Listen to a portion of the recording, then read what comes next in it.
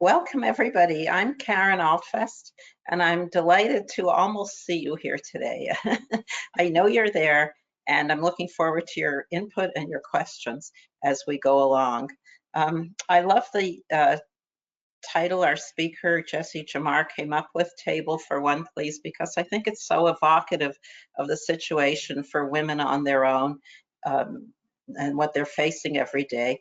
I'd like to tell you a brief story about a woman I knew who was widowed unexpectedly, and she was the kind of woman who didn't want to force herself on anybody. She purposely, politely stayed in the background and didn't ask for too much help.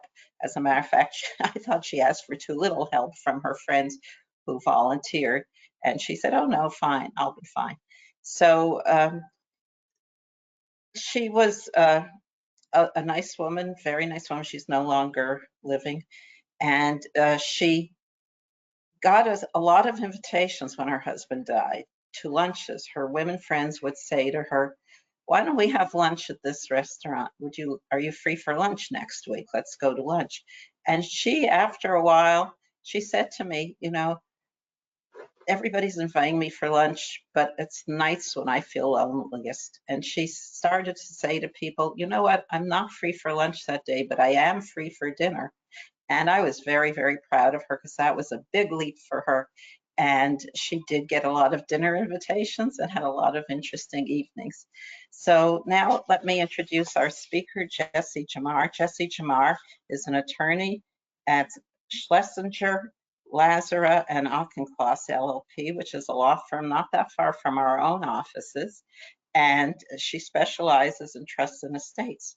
Her practice includes all aspects of personal wealth transfer planning. Jessie is an estate, gift, and charitable tax planning specialist for families and individuals of all ages and wealth levels. Jessie is also experienced in the non-tax aspects of personal representation, such as handling issues related to blended families and planning for disability. Her practice includes the formation and governance of tax-exempt organizations and the various aspects of plan giving. Jessie is also experienced in estate and trust administration. Jessie has significant experience working with banks and trust companies in their capacity as fiduciaries and in personal wealth transfer planning. Now listen to this carefully and keep this in your mind. Jessie graduated from McGill University with a B.C.L. and an LL.B. and was editor of the McGill Law Journal. She completed graduate study at New York University School of Law and earned an advanced certificate in estate planning. Jessie serves on the Estate and Gift Taxation Committee of the New York City Bar Association and the Taxation Committee of the New York State Bar as well. Jessie lives with her husband, Benoit, in Connecticut. She took several years off from the practice of law to help raise their 3 children and has so many great hobbies, including kayaking, skiing, and playing golf and bridge. And I'd just like to tell you briefly that years ago, Jessie and I met at a McGill event. So that's why I wanted you to remember that, because I went to McGill too. We didn't know each other there, of course, but we met at a McGill event many years ago. And more recently, about 2 years ago, we had lunch together with some other women at a special event at Rockefeller University, which was a real treat. I really liked that. Jessie and her firm hosted that. So welcome, Jessie.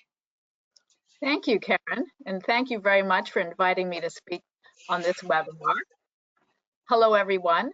It is nice to meet you on video. I'm sorry I can't see any of you, but anyway, I hope you have all been managing to navigate these incredibly strange and challenging times without too much difficulty.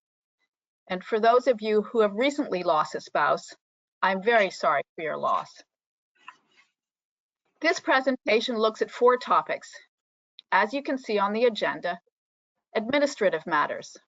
These are lots of little things that have to be done that no one wants to have to handle. It is the least interesting topic, but unfortunately, everyone has to deal with it. Next, assess your financial situation. Once you have done that, you should reassess your goals. This is the most personal step. Finally, execute your plan. Next slide. Administrative matters. Unfortunately, there are a bunch of tedious things that need to get done when someone dies. For example, all of your partner's assets, which are held in his own name, are frozen. All his bank accounts and investment accounts. As a result, there can be no trading in the brokerage accounts and no bills can be paid from the bank account.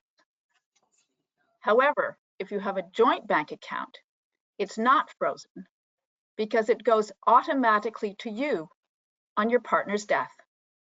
Likewise, any assets held in trust will not be frozen.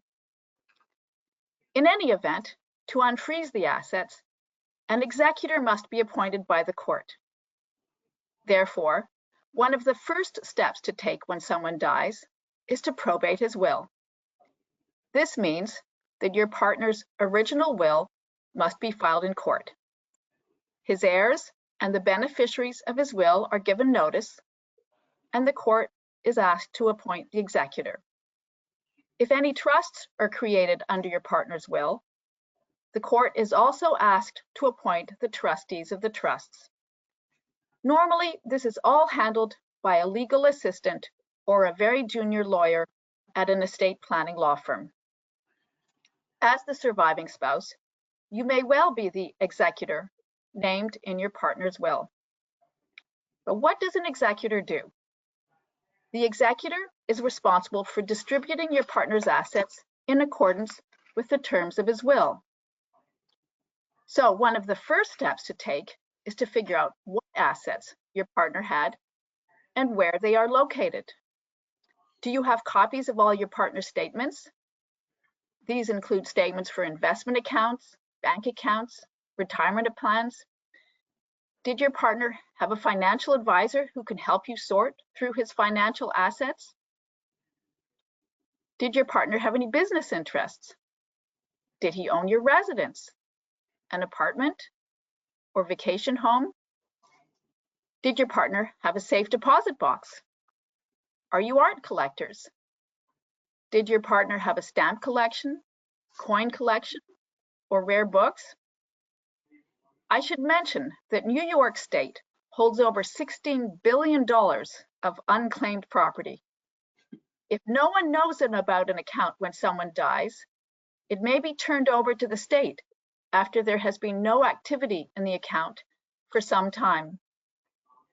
We have one client whose mother-in-law had more than $400,000 sitting in unclaimed funds.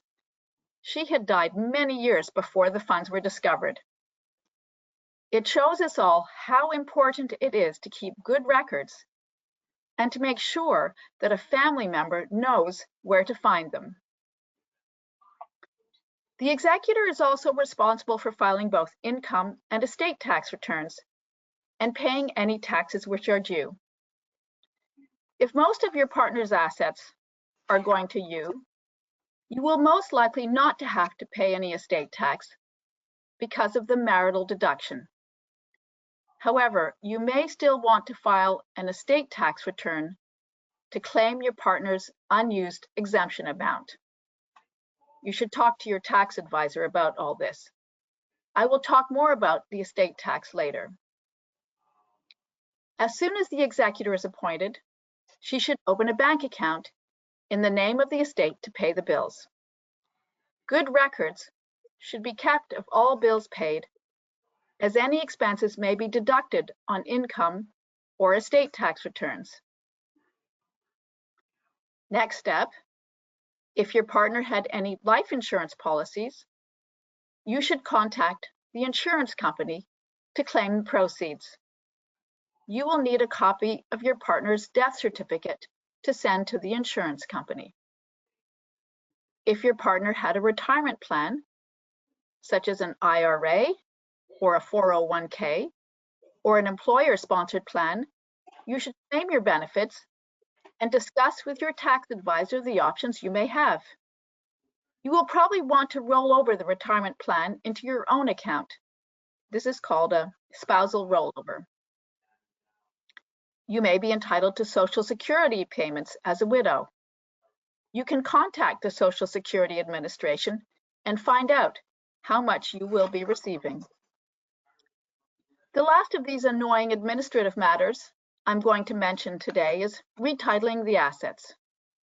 For example, if your house or apartment is in your partner's name or in both your names, you should have the title changed to show that you are now the sole owner.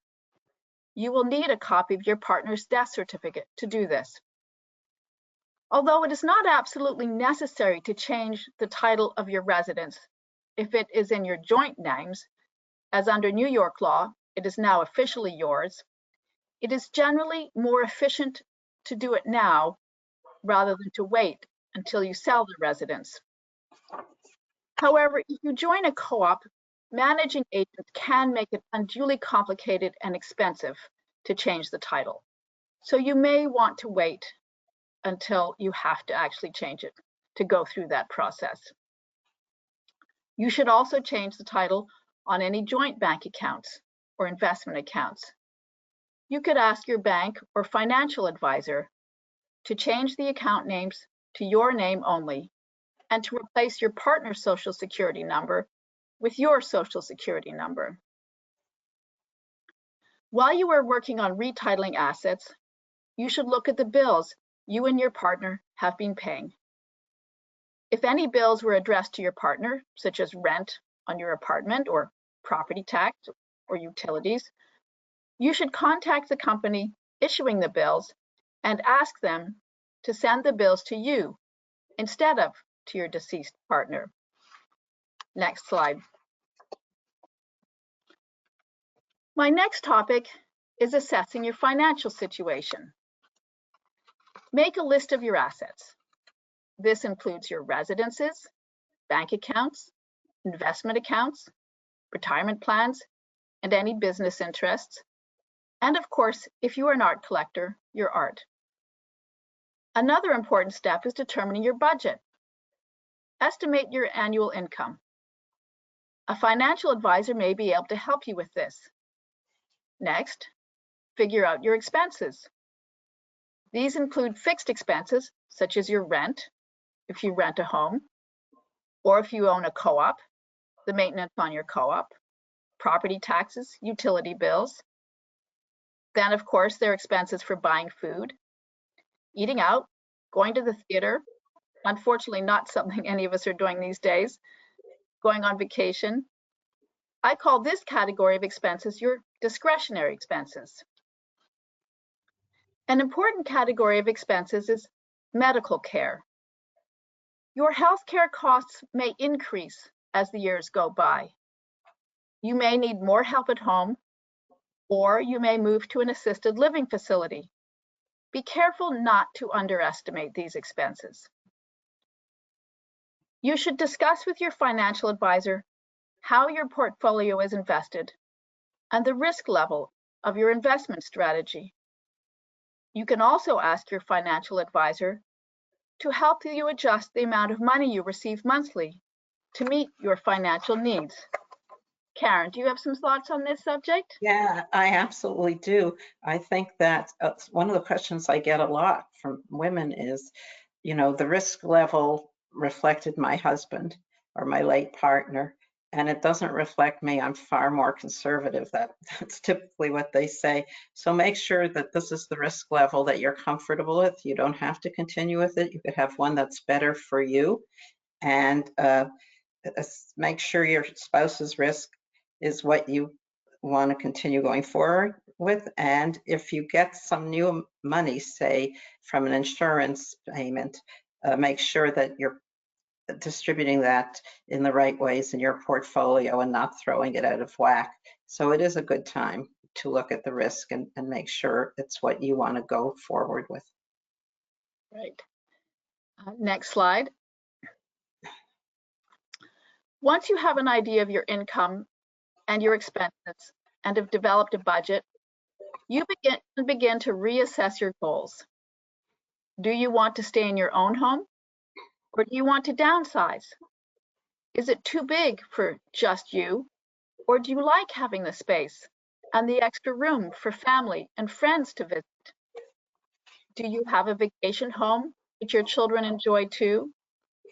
Do you want to move to another part of the country to be closer to your children and grandchildren? Do you want to move to a state with lower income and estate taxes, or to a warmer climate? There are financial implications to all these decisions.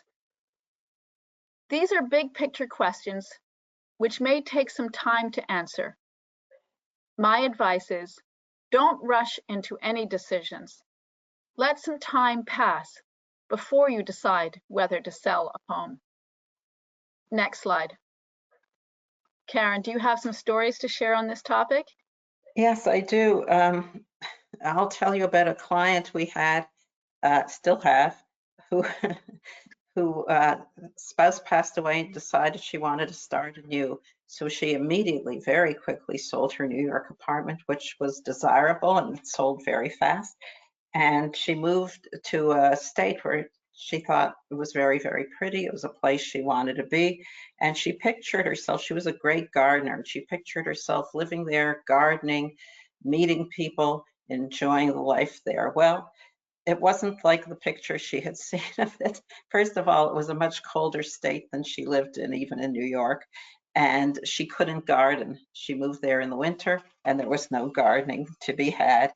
She was very, very far from her family. She knew no one in the town, had no friends, and she was very lonely. And she kept talking about, can I move back? What will I buy? Where will I live? How will that be? So, I have I love this little video of, not video, graphic of this cow in the country. But before you go to the cow in the country, it's best to try it out, see if you're comfortable there, see if you have friends, if your children can get there easily, and if they'd like to. Try it, rent for a year, see if you like it, because it doesn't always work out the other way. I think that's excellent advice. I have a friend who moved from Connecticut to Toronto to be close to her daughter and son-in-law. And then her daughter and son-in-law moved to Nova Scotia, which you all know is a very long way away from Toronto. So my friend, just picked up all and moved back to Connecticut. It was a lot of effort and upset when perhaps it wasn't very well thought out plan. You can't count on following your children. They're full of surprises. That's right, and they move around a lot more than you might think they will. Yeah, that's absolutely right. Next slide. So lastly, you carry out your goals. You execute your plan. One of the first steps you should take once you have a clearer picture of your finances and have thought about where you want to live is to update your will. At the same time, you should sign a new power of attorney to name perhaps one or more of your children to handle your financial affairs if you become unable to handle them yourself. You should also sign a new healthcare proxy naming a healthcare agent who will be in charge of any medical issues. You can also name one or more of your children to take on that role if needed. If you have a retirement plan, you should update the beneficiary designation. You should contact the plan administrator to send you the right form to you and to help you do this. You may also want to talk to an estate planning law firm to make sure this is done correctly, as they can be notoriously difficult to fill out properly. Before you update your will, you should consider whether you want to give money to your children and grandchildren now or at death. Do your children and grandchildren need help with paying tuition or medical expenses? You can help to pay these costs without incurring any gift tax by paying the school or college or medical provider directly. You could also create 529 accounts for your grandchildren to pay for their education. These accounts grow free from federal income tax, and as a result can be a good way of setting money aside to pay for a grandchild's college education. You can also give up to $15,000 each year to anyone gift tax-free. These gifts are called annual exclusion gifts. This amount, currently $15,000, changes with inflation. So if you are interested in making an annual exclusion gift in coming years, you should ask your tax advisor whether this amount has increased. These can be excellent ways of helping your family. Do you want to create trusts for your children and/or your grandchildren? If you do you want to set up these trusts during your lifetime or at your death? Do you want to help one of your children or grandchildren to buy a house? You could give the money outright or lend it. Alternatively, this could be a good reason to set up a trust. You contribute funds to a trust, and the trustee either distributes the money to any of your children or grandchildren to help them buy a house, or the trustee could buy a house in the name of the trust. Of course, the trust could also be used for other expenses, such as education. These are all questions you may wish to discuss with your children. Do they need money now, or would they prefer that your assets be preserved for the next generations, your grandchildren and great-grandchildren? Do you have any children or grandchildren with special needs? A supplemental needs trust is an excellent solution for anyone with special needs. Next slide. There are tax implications to all of these decisions. For example, right now, the federal estate tax exemption is $11,580,000 per person. This means that only assets over $11,580,000 will be subject to federal estate tax. The current estate tax rate is 40%. If your spouse did not use up all of his estate tax exemption amount, you are entitled to use it. This means that you may be able to pass on over $23 million free of federal estate tax to the next generation. However, with all the trillions of dollars of debt which the government has incurred from COVID, the Democrats in particular would like to raise more taxes from estates. This means that they may well lower the exemption amount significantly and also raise the estate tax rate. If you live in New York, there is also a New York estate tax. The New York exemption amount is much lower. It is currently only $5,850,000. This amount, like the federal estate tax exemption amount, changes every year with inflation. The highest New York estate tax rate is currently 16%. There are several ways you can avoid paying estate tax if you don't want your estate to have to pay the tax. And I don't know too many people who like paying taxes. You can transfer assets now to the next generations by setting up trusts for your children and grandchildren. If you set up a trust called a grantor trust, you will pay all the taxes on the trust. This gets more money out of your estate and means that the assets in the trust can grow even more. If at some point you decide you really don't want to pay all those taxes anymore, you can turn off the grantor trust aspect of the trust. The trust will then become responsible for paying its own taxes. You can also make loans to a trust for your children. Right now, the interest rate that the IRS requires a family member to pay on a loan is extremely low. So it can be an excellent time to lend money to your children. The money you lend them can be invested, and with any luck, should grow at a much higher rate than the interest that is payable on the loan. This is particularly true if you lend money to a grantor trust, and you pay all the taxes on the trust assets. There are other ways of minimizing taxes. These are just a couple. If you are thinking of taking one of these steps, you may want to do so sooner rather than later, before the tax laws change. Do you want to give to charity? If you do you want to give the money now or at your death? If you give appreciated assets, such as securities, the charity will receive a larger gift, and you may be entitled to a larger charitable deduction than if you sold the securities, paid the capital gains tax, and gave the net proceeds to charity. Charities don't have to pay any capital gains tax when they sell the stock. Retirement plans should be at the top of everyone's list for giving to charity, for tax reasons. You pay income tax on distributions from retirement plans. You can avoid paying that income tax if you are over 70.5 years old by directing your IRA to distribute up to $100,000 per year to a public charity. At death, your retirement plan assets are subject to estate tax and income tax payable by your beneficiaries. You can avoid payment of any taxes by giving your retirement plans to a charity. A great tool for charitable giving is a donor advised fund, commonly known as a DAF. There is something like over $120 billion currently invested in DAFs in the United States. Lots of financial institutions have DAFs.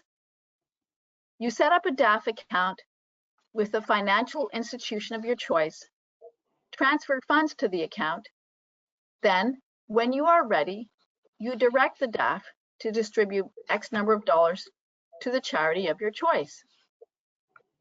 You can also do what's called bunching. You give a larger amount, let's say $100,000 to your DAF this year, so that you can claim a charitable deduction for the $100,000 this year. Then you distribute out the $100,000 to charities over several years. Next slide. Karen, do you have on this yes. topic? Yeah, I'm a big believer in being nice to yourself. And so I'll tell you about one client who lost her husband a few years ago, and he had been talking for a long time about refinishing their basement, which they lived in a beautiful home, but not with a finished basement.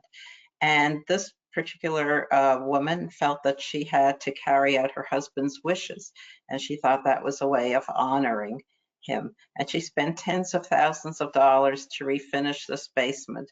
Well, at the end, she never went down there. She was spooked out by this basement. It wasn't her thing. Maybe she would have rather had a vacation.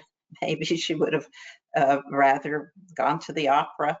But she spent her money on what she thought would honor her husband. And I think there are many ways of honoring your loved one and taking care of yourself as well. Let me tell you about a woman who came to see us when she was in her 90s.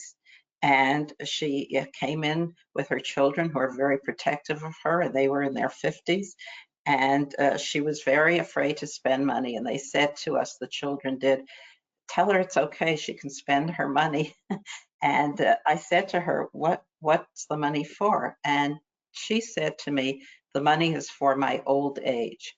And I was thinking maybe this was the time for her to enjoy herself and not keep it for the future.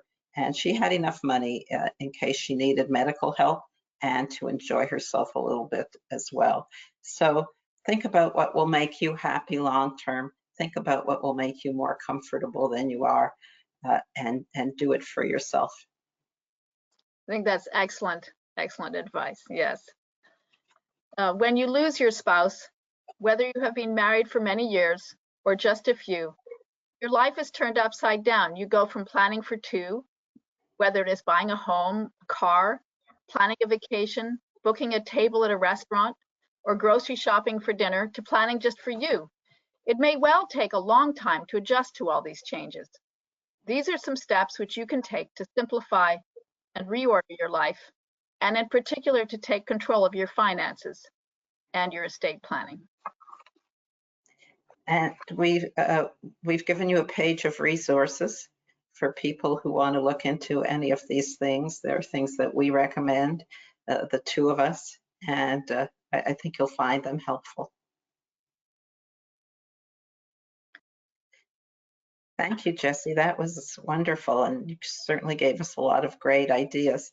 Um, Max, you have gotten some questions from the audience. Is everybody writing your questions into the chat and making sure that we go through it with you?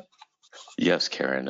Thank you both for that wonderful and informative presentation. We do have 2 questions that have come in so far. If any of our participating audience would like to ask any additional questions, you can type them into the chat and they will be narrated to Karen and Jessie. Our first question is, what should you do if your child is going through difficult times and asks you for $1 million? Quite a lot of our clients come to us with that question. First of all, I think you should look at your budget. Can you afford to give this child $1 million or not? Now, if you decide you can and you'd like to help him when he's going through these difficult times, you should then consider, well, do you want to give this money to him outright or in trust? Or do you want to lend him the money? There are a couple of issues to consider here. Is your son financially responsible? Will he take care of these funds? Will he make them last for as long as he needs them? Does he have any issues like alcoholism or drug addiction or a gambling issue? And then have you used up your estate tax exemption amount or not? Because any money you give to your child will be subject to gift tax. If you want to put money in trust, that means that will be preserved for your son, and the trustee can make distributions as and when he needs the funds. Lending money can be good at this time because the interest rate is so low, as I mentioned before, and so that is a very efficient way to give money to your children. And again, you could lend the money to him outright or in trust. Another issue to consider is your other children. Sometimes resentment can arise if children think that their siblings are being treated better than they are. Do your other children need funds at this point, or are they doing fine? Do you want to give them an equivalent amount right now, or in trust or outright, or lend them the money, or do you want to wait until your death and any money you've given to any of your children is taken out of his or her share of your estate? So there are a lot of issues to consider here. All right, I'll just add to that I don't think you should let any of your children bully you. And I've seen that happen. We had one client whose son told her that he wouldn't allow her to see her grandchildren anymore unless she signed over her country house to him. And you could think that's mean, but she was totally cowed by that. And so that's a terrible thing. I think one of the things you could do is form a team of experts who speak to each other on your behalf, and included in that could be your financial advisor, your accountant, your attorney. And you could speak to them when you have a question about what do I do about this or that. But they can also be a firewall for you. They can tell you what's realistic and what isn't, what's sensible, what isn't, and maybe even give you some good strategies to go back to a son like that. Yeah, that's very good advice. Okay, Jessie, I believe we just had a follow-up question to the one you just answered come in. One of our attendees asks if you could please elaborate on the, quote, partner's unused exemption amount, end quote. Yes, absolutely. So each of you has currently $11,580,000 worth of estate tax exemption. Now, if your partner died before you and did not use up his exemption, this is the federal exemption, then you are entitled to use all of his unused exemption amount. So if he used up some of it, let's say he used up $5 million worth of it, you're entitled to the remaining $6,580,000 worth. And that you add that to your federal estate tax exemption. And then when you die, your estate is only taxed over the amount of the combined estate tax exemption amounts. Now, New York State, that's what's called, it's called portability. You're allowed to port over your estate. You're allowed to carry over your estate, your husband's or spouse's federal estate tax exemption amount. That is not true for New York. There is no what's called portability. So what you want to do, what we tend to suggest to clients, recommend to clients, is that in their estate planning documents, they have what's called credit shelter trust. Usually we do a disclaimer credit shelter trust, and that means when your partner dies, any of his New York estate tax exemption amount goes into a trust. That way it's preserved, and that trust will be for the benefit of you and your descendants, and that way you use his New York estate tax exemption amount, and then you are entitled to your own New York estate tax exemption amount, which is currently $5,850,000. Does that answer your question?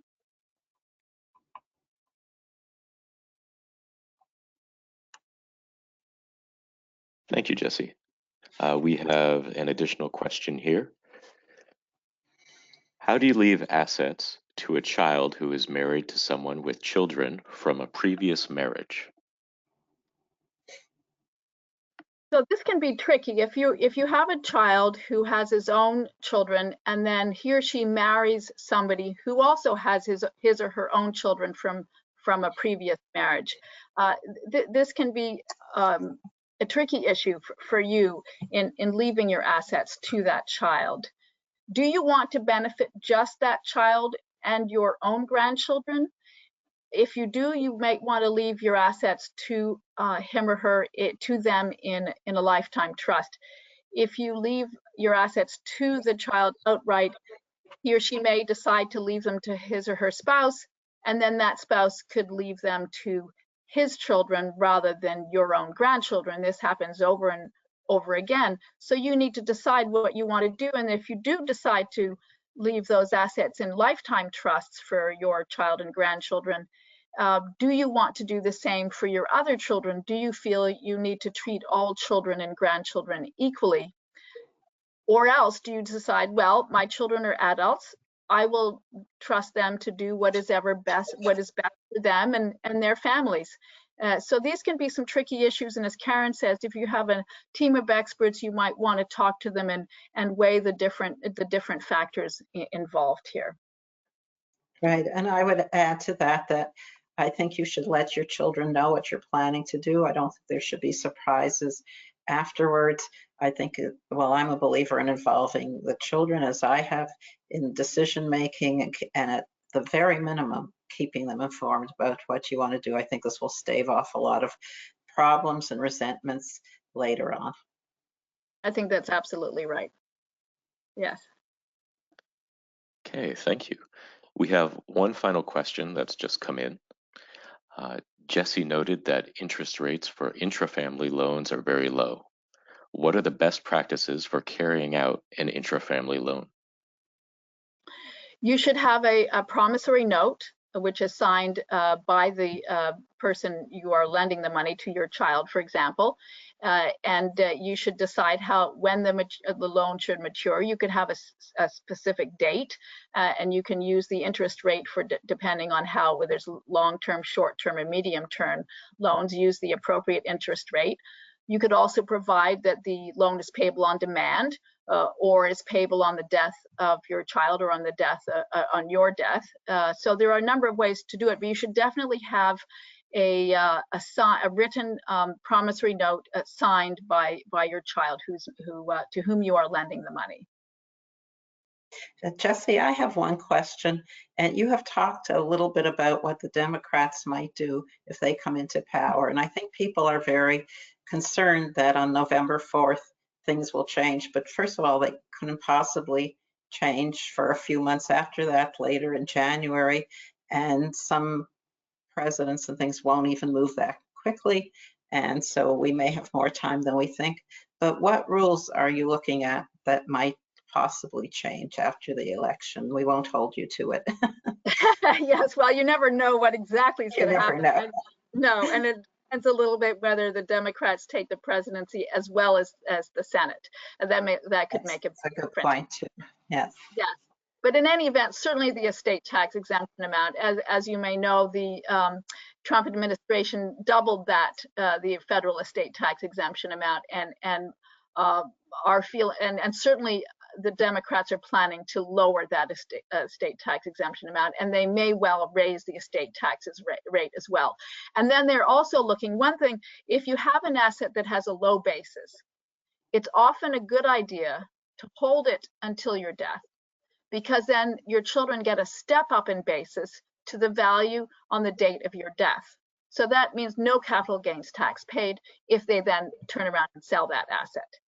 So the Democrats are looking at, well, maybe not giving you a step up in basis. So not only increasing the estate tax, lowering the estate tax exemption amount, but then increasing the capital gains tax, which could be paid on assets passing to your beneficiaries. So these are significant changes. We're concerned, of course, that if they do take the presidency and the Senate, they're going to move very quickly on this because of the huge amount of debt. And although it's unlikely they'd make the tax laws retroactive to the beginning of January, there is, of course, always that risk. So we're urging clients who are concerned about these things to think about what action they may want to take. If any, they may decide not to, but it's worth to at least consider. So are you basically advising your clients to wait and see what's real, and because people seem to be planning now before the event? I think people are planning now before the event because they don't want to run out of time. If action is taken quickly, and if there is a chance of retroactive tax law, then people want to make sure that they have done some planning before this. Not everybody, of course, by any means. Some people think, no, I'm just going to wait and see. But others are thinking this federal estate tax exemption amount is likely to go away. Now, I should say it is scheduled to go away at the end of 2025 in any event. So they're thinking, well, maybe I'm going to use it up now and not wait for another few years when it's supposed to sunset in any event. Now, of course, it could be extended. One never knows. So every individual financial situation is very different. So everybody has to consider their own situation and see what makes sense for them. Excellent advice. Max, is there anything else for us? We did have 2 more questions come in, actually. Sure. The first, just to clarify, if you put an asset in trust, then you lose the chance to give beneficiaries a step up in basis? Yes, generally. I mean, it depends on the type of trust. So if you put an asset in a revocable trust, for example, no, then there will still be a step up in basis. So it depends on the type of trust you have. So that's something you need to talk to your tax advisor about to make sure you get the right type of trust if you want to keep the right to a step up. And in, for instance, a grantor trust, you can swap assets in and out. So let's say you put in a low basis asset into a trust and then you want to take it out and get a step up. You could, that's something you can do with a grantor trust. These are complicated issues which have to be done carefully to make sure you comply with all the tax rules. There's no simple answer to that question. Okay, and our final question. If you had a former spouse who is the parent of your adult child, and you want to ensure that your child receives all of the benefits, all of your benefits, do you have any advice? Are you saying a former spouse? Could I clarify? Has this former spouse passed away, or are you divorced? Let's say if you're divorced, depending on your divorce settlement, but you should be able to leave your assets to your children rather than your former spouse. But it depends entirely on the agreement you reached with your former spouse. I hope that answers the question. If your former spouse passed away, then depending on how the assets on your assets are held, did he leave assets in trust for you, or did he give them to you outright? If he gave assets to you outright, then you should be able to give all your assets to your own children as you wish. Great. Thank you very much, Jessie. Thank you, Karen. And that appears to be the end of our questions for today.